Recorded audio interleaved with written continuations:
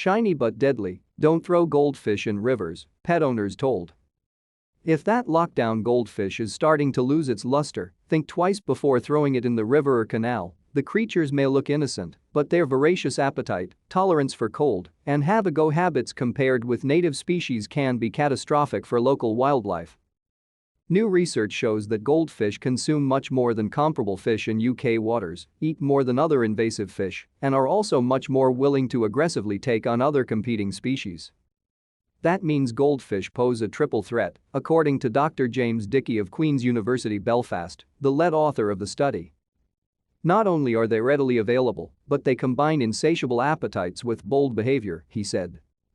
While northern European climates are often a barrier to non-native species surviving in the wild, goldfish are known to be tolerant to such conditions and could pose a real threat to native biodiversity in rivers and lakes, eating up the resources that other species depend on.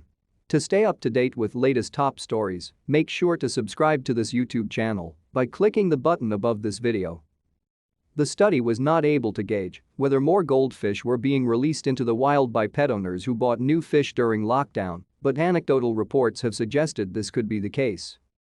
Whilst our research didn't focus on whether this problem has got worse since lockdown, there is reason to believe that this is, or at least will be, the case, Dickey said. There have been recent news stories about released Amazonian catfish being found in Glasgow, which may be linked. It may also be that there is a time lag, and it may only be this summer when normality kind of resumes and, for example, people want to go traveling and leave their pets behind, that we start to see the effects. The study, published in the journal Neobiota on Wednesday, examined the two most commonly traded fish species in Northern Ireland, goldfish, which is an invasive species around the world, and the white cloud mountain minnow, which has yet to establish much of an invasive foothold. Both species are members of the carp family and are native to East Asia. The researchers established a new method for assessing and comparing the impacts of both species by looking at availability, feeding rates and behavior. By these standards, goldfish far outcompeted the white cloud minnow and were shown to be capable of wreaking havoc on native wildlife populations in UK ponds, rivers, and streams. Goldfish prey on tadpoles and other small fish when released into UK waterways, disrupting natural ecosystems. In the US, goldfish have been found to grow to more than 30 centimeters, 1 foot, in length in some waterways, owing to their ability to adapt.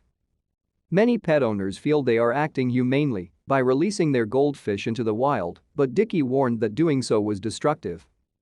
Another way to limit the damage, according to the study, would be for pet shops to stock more of alternative species that do not pose such an invasive risk. Goldfish are high risk, Dickey said. Limiting the availability of potentially impactful species, such as goldfish alongside better education of pet owners is a solution to preventing damaging invaders establishing in the future. Flushing an unwanted fish down the toilet is also a no-no, according to Dickey. But he said some pet shops would take fish back, though not usually with refunds, and there are websites such as preloved.co.uk where they can be given away or exchanged.